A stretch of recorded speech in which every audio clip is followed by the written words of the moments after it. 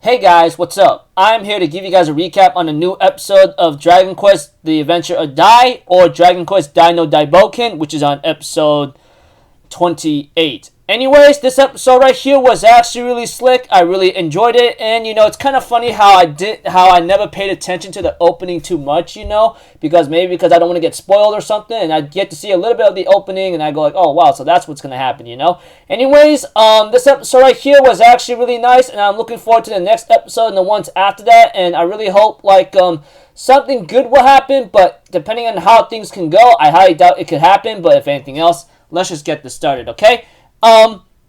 We have to it that, after the opening, obviously, Leona and Crocodile goes to get ready to face Baran, As for Dino, or Dai, Leona ends up wrapping a dagger right around Dai and tries to get him to remember something, And I think she gave him a kiss or something to make him remember, but whatever the case may be, Crocodile and Leona decides to go into battle, and eventually, as for their, the two people that are left at the castle, we have to it that Merle and Nabara ends up having to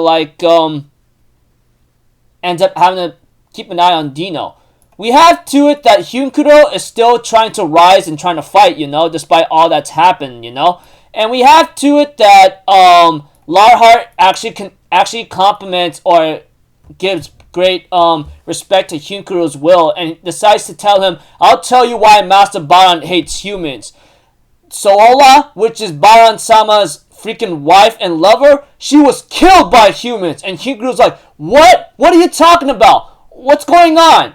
And Lionheart decides to tell him a story about the Dragon Knight, When it comes to the Dragon Knight and his life ends, there will be a holy mother dragon that descends and cradles the knight's weakened body and pass it on to her, and later on makes a new life of a new baby. So that baby, or that newborn of a Dragon Knight, will be raised and awakened to duty to fight forever, They are destined to a life of a never-ending battle. That's the sad part of their life, And we have to it that,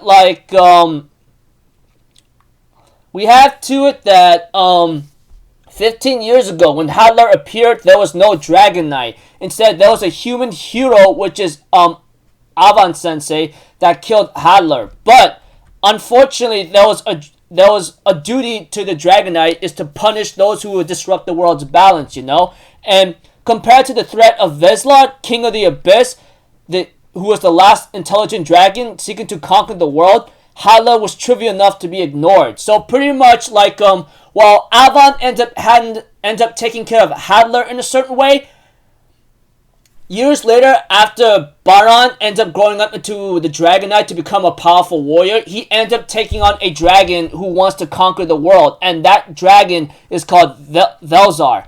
And after that, we have to it that during that fight, he was mortally wounded, and he tries to go to a location or a fountain of miracles to heal Dragon Knights, but unfortunately, he was about to die. But one woman, Soola, ends up helping Master Baran, And they end up falling in love, but unfortunately, because the advisors are saying that Baran might be an enemy or an evil being because he may not be human, which is half true, but he's not evil, So they banish Baran, but unfortunately, Soola decides to follow him because she's pregnant with his child. By that time, they decide to live in peace in the deep forest of Tehran, but unfortunately, their peace did not last for too long, and the humans from the from the same kingdom that the Princess Soola came from, they end up capturing Baran and sentence him to death, while Soola's baby's taken from him and Dai's sent to another foreign land, And that's when he went on an island where, he met his grandpa Brass, the shaman monster that teaches Dai how to use magic whatsoever. But we have to it that Baran was about to be executed, And we have to it that Soola takes the fatal execution and tries to convince Baran not to hate humans, even all that's happened. Unfortunately, Baran's anger and rage was too much for him to handle after her father says, I can't believe that filth protected a disgrace like that. This caused Baran to really unleash his rage and destroy the kingdom that gets wiped off the world. And we have to it that Baran can only remember the last words of Soola telling him, please find our son Dino, And Dino means strong dragon in the language that comes from like Soala's home, you know, and we all know what happened to our home. It got destroyed because of what they did, and you know, etc. And we have to it that like after that story ended, Hyunkru decides to stand up and fight Larhart once more, which Larhart finds really shocking about. He says, "What's causing you to keep going, man? What the hell's wrong with you?" And Hyunkru's like, "Hey, look, I actually had that same feeling, okay? Like, I had my freaking monster destroyed. I had a father of mine killed, and I start to hate humans. But I had some friends that tells me otherwise, to think ahead, you know? And I'm gonna help Baran-sama to understand something." But Larhart, annoyed with this, tries to hit Hyunkuro, but unfortunately for him, Hyunkuro knows how to dodge his attacks. Hyunkuro explains to Larhart that he was holding back the entire time in order to like possibly face Baran himself. But unfortunately, when Hyunkuro decides to go all out, he finally managed to be on par with Larhart for a while. But unfortunately, Larhart puts him into a ground and gets ready to kill him once and for all using Thunderclaw. But unfortunately